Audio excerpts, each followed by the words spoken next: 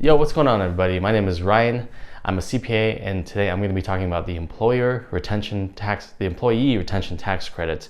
I'm going to talk about a little bit about the background of the credit, why it exists, and whether or not you can still get the credit, and if so, how can you claim it?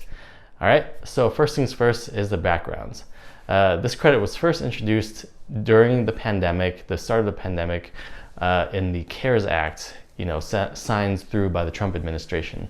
The CARES Act introduced credits. It wasn't very popular back then because the CARES Act also introduced the PPP loan, if you remember. Yes, all that nonsense. So back then, if you were to use the PPP loan, you couldn't take advantage of this tax credit. That's why this tax credit just kind of fell off a lot of people's awareness, because people would rather just apply for the PPP loan. Which makes sense because it was a much more you could get more money than the ERTC. So then later on, there was another act called the Relief Act. The main thing that act did is it extended the credit to Q1 and Q2 of 2021, because the CARES Act was only made the credit eligible in 2020. So the Relief Act extended it to the first 2 quarters of 21, and it also allowed you to take the credits even if you used or took advantage of the PPP loan, which now, at this point, the credit became wildly popular. And then after that, there was the American Rescue Plan that gave some provisions for the credit for Q3 and Q4 of 21. And so, since then, since the Relief Act, the credit has gained a lot of popularity, where before it just kind of fell by the wayside to the PPP. Why was this credit introduced? Well, remember during the pandemic, there was a lot of layoffs and furloughs, a lot of people getting fired or quitting their jobs, etc. So the credit was sort of like an incentive, kind of like the PPP loan. The credit was an incentive to keep employees on payroll through tough times. Keep people on and pay them a wage. And essentially the PPP was the same thing. The only way you qualified for the PPP was if you had employees or if you were self-employed. And then if you had employees, you had to use the PPP funds for those employee wages. So both programs were kind of an incentive for employers and business owners to keep their employees on staff. So now with 2020 and 21 over, the years are past us, we're now in 2022, can you still get the credit? Well, the answer is yes, you still can. So if you missed the boats during those years, you still can claim the credit, and here's how. First, you would have to determine how much of a credit you qualify for, and then after that, once you figure that out, you would go and amend your previous year's 941s. Form 941 is the payroll tax form for the IRS. So those are filed quarterly. You would amend whichever quarters in 2020 and 21 you would qualify the credit for. And when you do that, you would claim your credit, and you would wait a long time after you submit your amended 941s. And after probably almost a year, you will get a check in the mail for your refunds, which is your tax credit. After that happens, you're gonna have to amend the income tax return for the years that you receive the credit, because the credits are supposed to reduce your wage expense on your income tax return.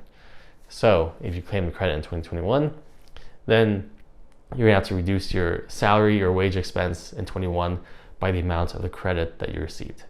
How long do you have to claim this credit? Well, since you can amend your prior year's 941s, you have 3 years to claim the credit from the due dates of the 941s. Now, I told you the 941s are due every quarter. So let's say your Q1 of 2021, 941, that's usually due end of April, okay, towards the end of April. So you have 3 years from the end of April of 2021, so that's April of 2024, to claim the credit for that quarter.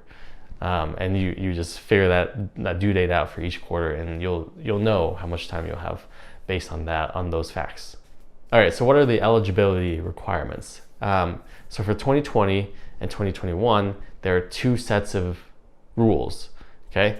So for 2020, if you're claiming the credit in 2020, then you must either A, see a full or partial suspension of business operations due to the pandemic. Okay, so what that means is, I'll use an easy example like restaurants. At the beginning of the pandemic, most restaurants, I believe in most states or all states, were forced to close.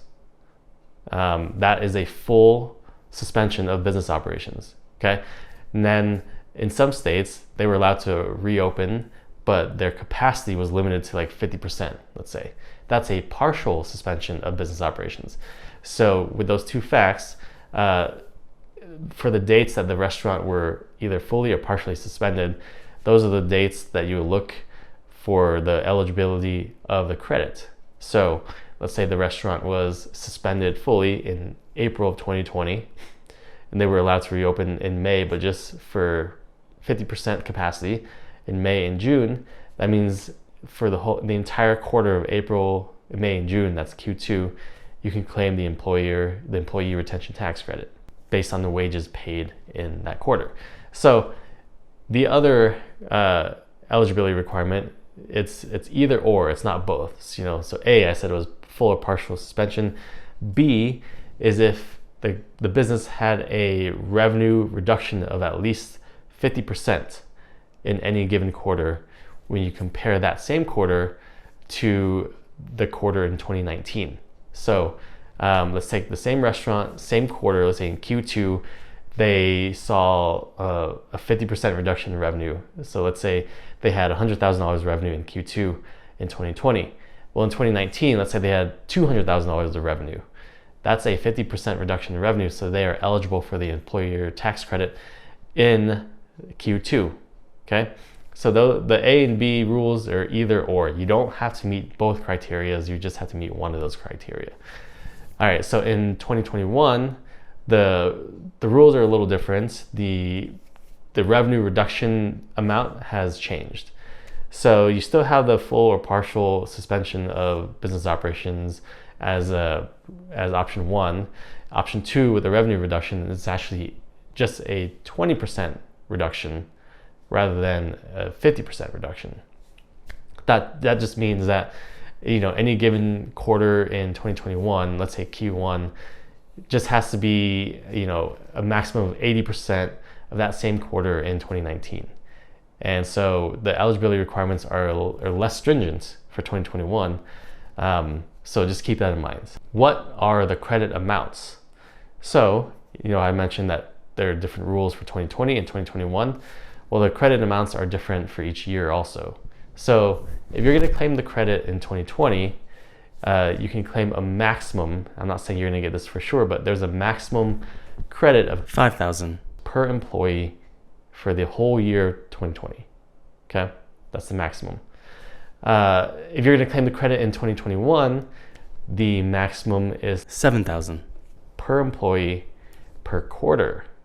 So you can get a lot more of a credit in 2021 if you're eligible. I'm not going to go into too much detail on how the credit, the exact formulas on how the credit is calculated, but you know that those are the maximums. And so as you can see here, even if you have like 4 or 5 employees, this could be a significant amount of money in 21 or in 2020. So if you have not, explored the employee retention tax credit yet, definitely do so. We are helping our clients with it. So if you don't have anybody to help you with it, you can feel free to reach out to us. All right. So my name is Ryan. I'm a CPA. Thanks for joining me. If you're new here, please do subscribe. Please do consider subscribing to my channel, as we do a lot of videos that will help inform you on COVID related things and tax related things. So if you found this video helpful, please also smash the like button and share it with someone who you might think may find it helpful. All right. So take care for now. I'll see you next week. Stay safe. I hit the function, hit the rose till I hiccup. I hit the stage and leave with money that's a sticker. She picture perfect, so I told her